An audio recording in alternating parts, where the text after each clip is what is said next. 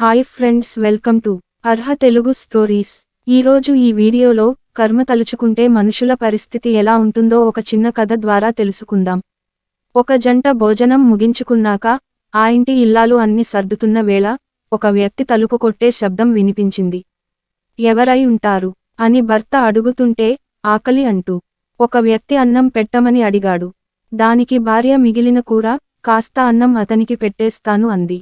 ఏమీ అవసరం లేదు, అవి అలాగే లోపల ఉంచేయి, రేపటికి మనకే పనికి వస్తాయి అన్నాడు. ఇలా చిన్న చిన్న మనస్పర్ధలు పెరిగి పెద్దవయ్యాయి. భార్యాభర్తలు ఇద్దరు విడాకులు తీసుకుని విడిపోయారు. అతడి పరిస్థితి తలకిందులయ్యింది.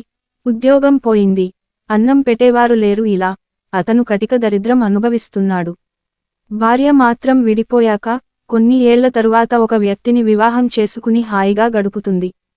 ఒకరోజు భర్తతో కలిసి భోజనానికి సిద్ధం అవుతున్న వేళ ఒక భిక్షగాడు ఆకలి అంటూ అన్నం పెట్టమంటే ఆ భర్త మొదట అతడికి పెట్టేసేయ్, తరువాత మనం వండుకోవచ్చులే అన్నాడు.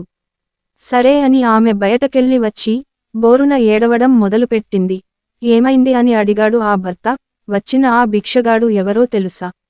నా మొదటి భర్త అని చెప్పింది. దానికి తాను నవ్వుతూ నేనెవరో తెలుసా అని అడిగాడు. నేను ఆ రోజు ఆకలి అని నీ ఇంటి తలుపులు కొట్టినవాడిని అన్నాడు.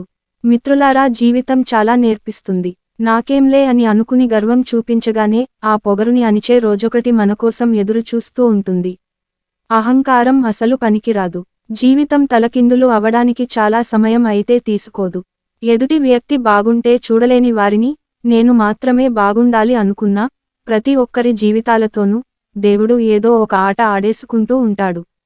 మనం చేసిన సహాయం లేదా అపకారం మనం మర్చిపోవచ్చేమో, కానీ కాలం, కర్మ ఎప్పటికీ మర్చిపోవు.